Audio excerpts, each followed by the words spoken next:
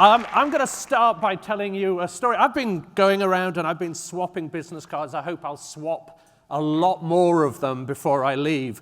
But I thought I'd share this story because it kind of sums up how I'm feeling a little bit now after watching all these incredible people. So a few years ago in my past life, I was at the Frankfurt Book Fair. It's the biggest trade fair of any kind anywhere in the world, colossal thing. And I'd had a good day. I'd been selling books. I'd been running a publishing company. And as I was leaving the trade fair, I was walking out of the hall, and I was feeling pretty chipper, and suddenly I saw my business card on the ground. Now, not only did I see it on the ground, someone had obviously hated me so much, they'd ripped it in half. So if you ever want to know what humiliation feels like, and trust me, drinking as many martinis as I do, I've been humiliated plenty of times, that's what it feels like. And I kind of felt a bit like that today because BIF, and I think so many people have said this to me today, it has a double impact on you. On the one hand, you watch all these extraordinary people and they come and talk to you and they tell you all about their lives and doing amazing things, and you just feel like you want to go out and change the world with them. And on the other hand, you see all these amazing people and you go, I'm such a loser. Tell me, who's had that feeling? Come on, hands up. Yeah, see? No doubt. And that's how I feel. I always say this to Saul. I go, I come out here, I see all these people, and I feel a complete fraud because, you know, we saw extraordinary things. We saw Sophie yesterday, who I just thought was so powerful and just an extraordinary part of the future. We saw Julius today. We've seen Barry talking about architecture. We've seen so many incredible things. And I'm a guy who does this for a living. So I kind of thought, well, I hope I'm not going to go out there and all go, why is this guy here? But in typical Saul fashion, we're chatting about it last night, he said, just go and tell your stories. He said, you have great adventures. Now, how many people were here when I was here for 2012? Anyone here? So you've heard some of the stories. If you go online, you'll see how I really talked about creating Simon 2.0. I'm going to recap a little bit just for the people who weren't, because it kind of explains who I am. In 2007, I was living, or 2006, I was living a very, very comfortable life in London. I was running a publishing company. I lived in an extraordinary apartment. If you've ever seen Frasier, that was like my apartment. I was earning huge amounts of money. Never thought that I would ever be standing here doing something like this. Then the world conspired. My mother died of leukemia. Shocking, horrible, disgusting, foul disease. And at the same time, the business I was running, for lots of reasons, including many of them my own mistakes, began to fail. And I became suicidal, absolutely in the darkest time of my life. And one day, I was standing on the balcony of my apartment, 4th floor, getting ready to jump. And I was literally getting ready to jump. And I was very fortunate that the people in the apartment below started cooking, and they were Lebanese, and the smell started wafting up. And I always say that food saved my life, but food saved my life because I got more hungry than suicidal, which is kind of how I've described the rest of my life ever since, more hungry than suicidal. But I started cooking. I started cooking red lentil dal. If you go to my website, it's a beautiful Indian gravy. It's like our chicken soup. And I call it life-saving dal. It saved my life. And while I was cooking this, I found a notebook. And in this notebook, I'd written a list of all the things I wanted to do when I turned 40. I'd just turned 40 at this point, a little bit further. And I'd run a marathon. You know, I had my teeth straightened. I always say, and I said this last time I was here, I had very British teeth. They were like an abandoned cemetery. But I wore braces and I walked around. I had a suit made on Savile Row, which was extraordinary. I have to tell you a story about that. So when anyone here had a suit made? Yes, I see a few hands go up. Well, you know, they get pretty close and personal in Savile Row. They go down there and they're measuring and they're getting pretty close to your bits. So anyway, I'd read somewhere that when you have a suit made, forgive me if you have to tell them which side you dress, okay? Because they put a bit of extra material there for wear and tear. So while this elderly guy was down there and he's measuring me up and he's right at the level. So I said to him, and this probably wasn't the best thing to say to someone, I said, while you're down there, I said, by the way, I dress to the left. At which point he looked up, stared straight at my crown jewels, and he said, I don't think it's going to matter very much, sir, to you. Which is which is probably the nicest way anyone can ever have of telling you you've got a tiny cock in the whole world. So anyway, but that was the beginning. At the bottom of that list, I had written 4, yes, they're all, now that's it. It's official. Simon Majumdar has tiny penis. It's gonna, don't draw that. Do not draw that. So anyway, at the bottom of this list were 4 words that changed my life, and they're now the words, if any of you are kind enough to buy my books downstairs, I sign in every book. And they were the 4 words that said, go everywhere, eat everything. And I don't remember when I wrote them, but they just hit me across the face. And the next day, I spoke to the woman who owned the company. I quit my job, and 4 weeks later, I was on Bondi Beach. And that was the beginning of a journey around the world that took me to 31 countries in a year.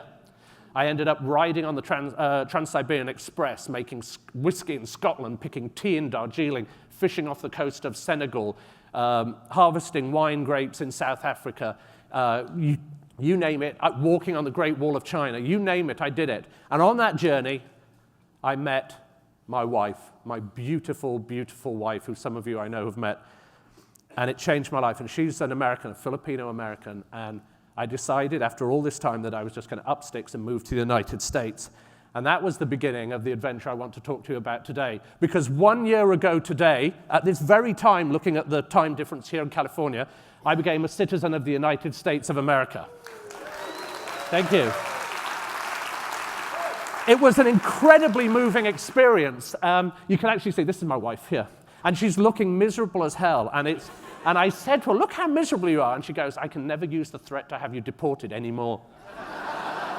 But I decided that I wanted to become part of this nation because I was just saying, having a conversation with Matt, who gave that incredible talk in the last session. I said to him, I wanted to be fully part of the process. I wanted to be able to say we, Barry talked about we. I wanted to be able to say we, not you, when I talked about the United States. So I did this exactly a year ago. But before I did that, I decided that I was going to find out what it meant to become one of you lot, because I'm not going to lie, you're all a bit nuts. We are all a bit nuts now, in fact.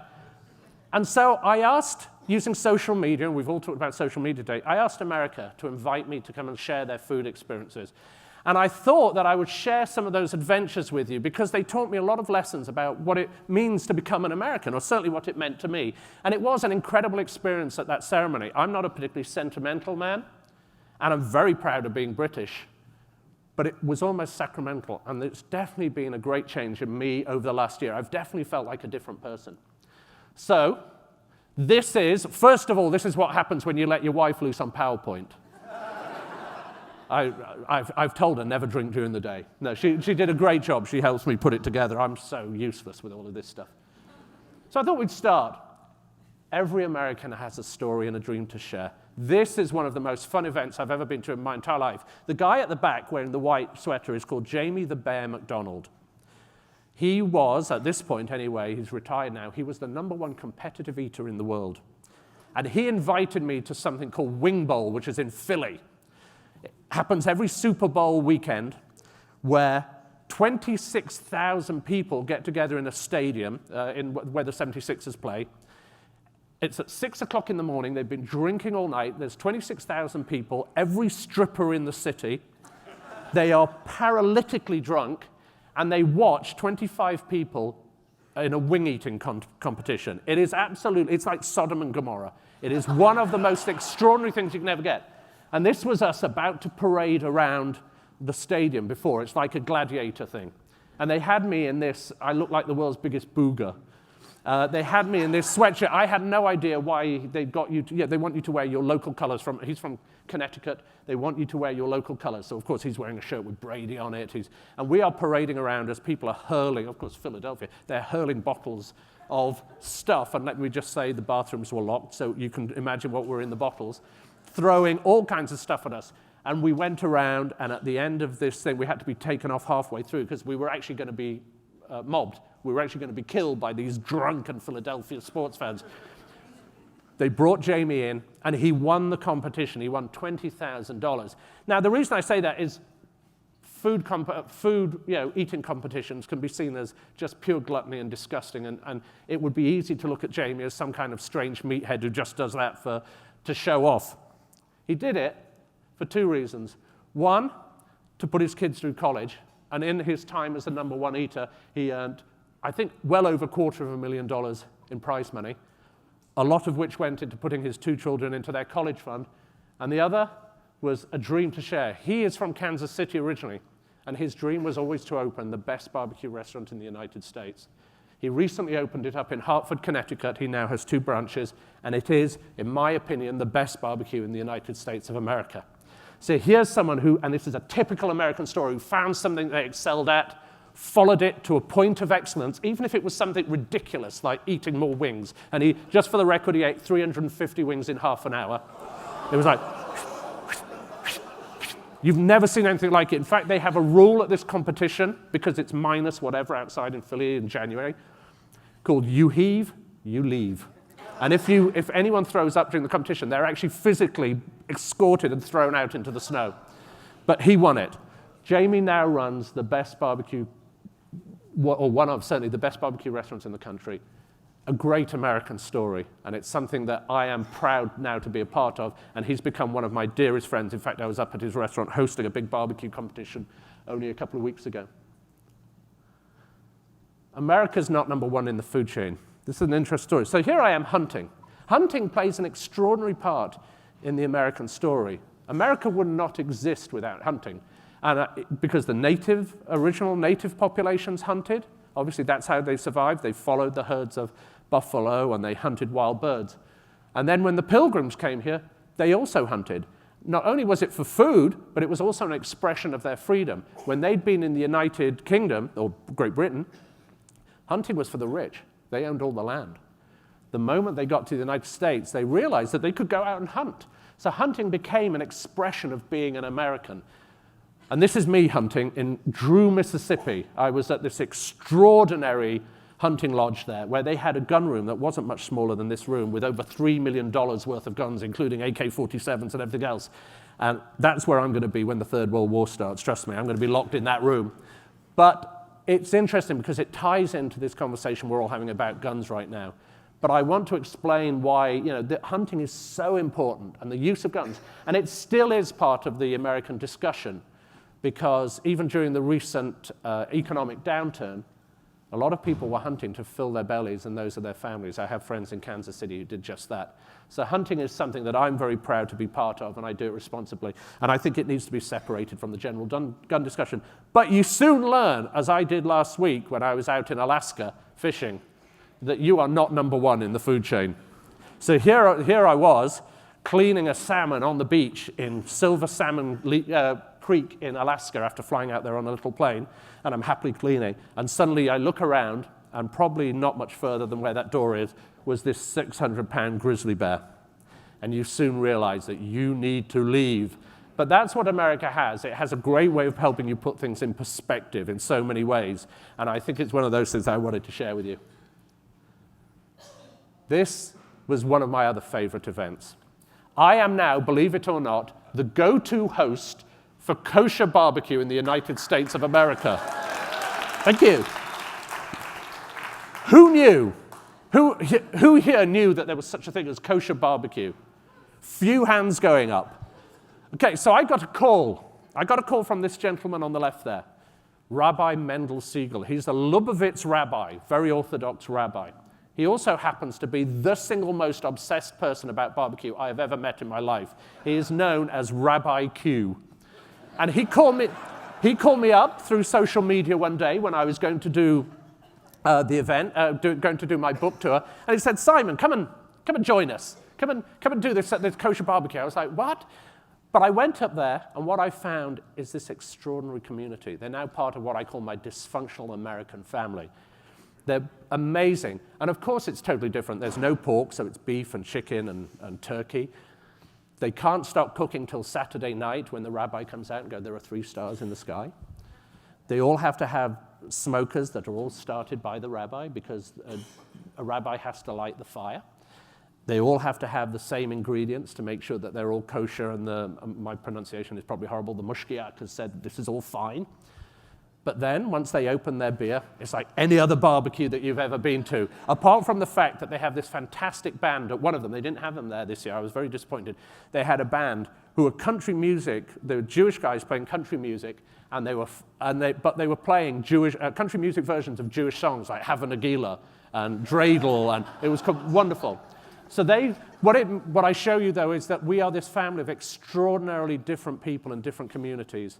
And I'm going to talk about that next, but I wanted to share this because who knew?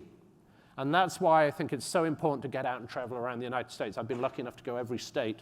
And the reason I do it is I meet so many different groups. So then when I give an opinion, I can give it with some level of authority, which people don't hear. Some people will sit in the South and talk about the liberals up in the right-hand side of the country, left-hand side up in the West Coast. Or people up there in Seattle will talk about rednecks down in the South. Never met each other. Talk about collisions that need to happen. Americans need to collide with each other more often.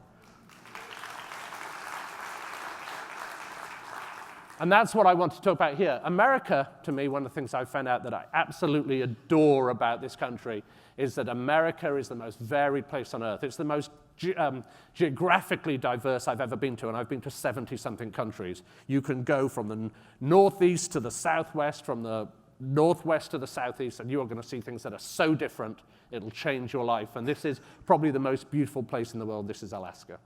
I think that, to me, it changes my life every time I go there. It's the most diverse in terms of ethnicity. You think of the number of communities that are part of the United States soup, as I call it, ethnic soup. It's also the most diverse in terms of the economies and the businesses that are run here. And that's what I found by traveling around the United States on my journey. It's flashing at me here, but I'm going to carry on. We are on the edge, and this is the most exciting, of a golden age of food. Here I am. This is a cheesemaker in Wisconsin, Pleasant Ridge Reserve, one of the most world-class cheeses. And many years ago, I wrote an article that says America was where good cheese goes to die. You couldn't say that now. And the reason I think we're on the edge of a golden age is three things. One, you have young chefs who've trained in New York, Chicago, LA, but because of economy, they're having to move out of those big cities because they can't afford to live there because they've got such huge debts often when they come out of culinary school, even though the culinary schools, particularly like Johnson and Wales, are just amazing, but they often have quite big debts. So they're having to move to smaller towns to open restaurants because they want to open restaurants. They're entrepreneurs. So they're taking their skills with them. So now food in all these cities that I'm going to, Columbus, Ohio, Richmond, Virginia, Salem, Oregon, I'm eating some of the best food. The dish on the right is my dish of the year, which was a warm red cabbage salad with duck skin crumble. In Detroit, who knew? So, yeah, fantastic town, love Detroit. But we are getting there. We're also getting this craft industry that's building up craft beer, craft distilling, craft cheese, artisanal. We're rediscovering the roots. We're moving away from big agriculture. We're getting artisanal butchery, and we're going to an amazing time. And the third reason is immigration. We are now getting second and third generation of incredibly talented immigrants bringing their skills to their traditions. I've just written an article about what I think is the most underrated food in the world, Filipino food. And I think it's happening because we're now getting this second and third generation of incredible chefs like Paul Key or Leah Cohen in New York producing it. But the other side of the coin is one that I want to touch on. And yet, we waste over 30% of our food every day. Hands up here, someone who did not today waste any food. And by that I mean someone who did not waste a bite of a cookie and just put it in the bin, or a little bit of water from their thing, or any of your lunch. Hands up. Very few. I'm seeing about half a dozen. And I'm not putting my hand up either. Shame on us. Shame on us. We're wasting more now. I read an article today, 33% of our food is being wasted.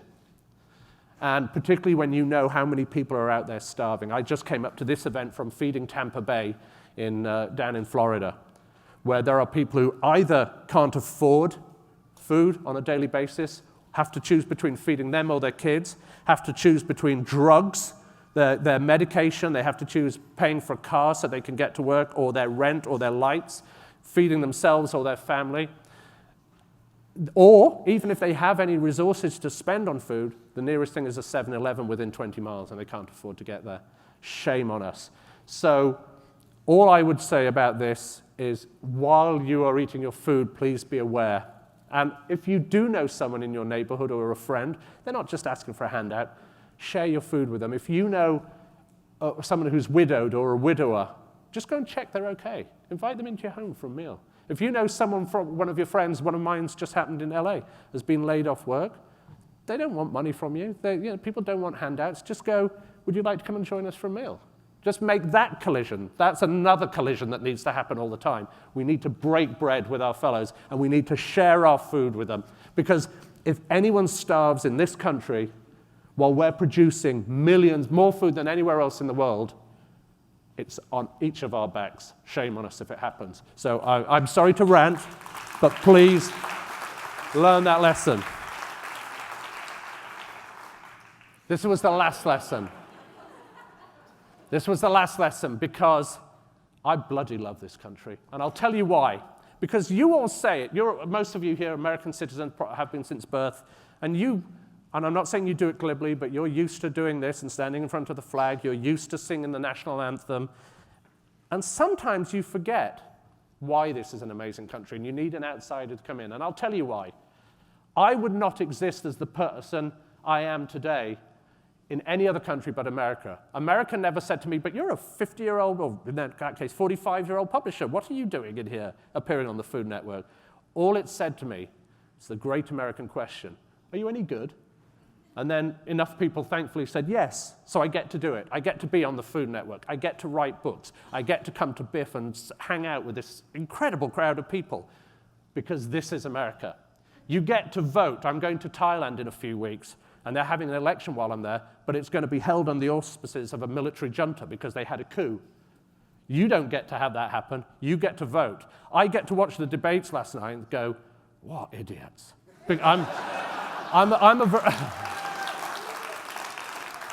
But they'll get to watch, when Hillary and Bernie talk and go, crazy liberals. You get to do that. Only in America. We don't say that word enough.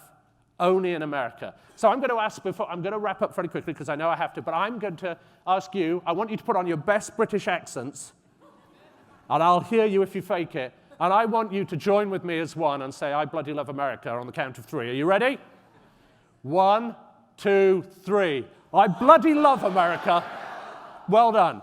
And I want you to realize, by me talking to you and telling you and hearing outsiders look at it, that this really is the most exceptional country on earth. And it primarily is because of people like you who allow people like me to come in and do what I do. I'm just going to mention quickly, my journey continues. I go out on the road and I cook. That's what I do. And I have this hashtag on Twitter that says, give us a bed and I will cook you dinner. And I go all over the country and I meet it's my way of colliding with people. People invite me, so I have cooked with students in dorm rooms in Oregon. I've cooked by a lake on a hog farm in Mississippi. I've cooked with immigrant laborers in fruit farms. I've cooked with, you name it, I've cooked with them. And I'm going to do it today. I even brought today, just in case anyone invited me while I was here, maybe they will, I hope. I even brought my knife roll and my chef's coat with me. And have knives will cook. Wherever I go, we stay, and we end up staying in, the 7-year-old daughter's bedroom that's a pink bed, and my wife comes with me, we do it. We'll do anything, and I've cooked meals for a few here. I'm not bad, I turn out a decent meal. So if anyone's interested, have ideas, please go on to Twitter, give us a bed, I will cook you dinner. And we had a great idea today that's come out of this. I was talking to a gentleman called Matt, who I hope is here, and we were talking about Ferguson.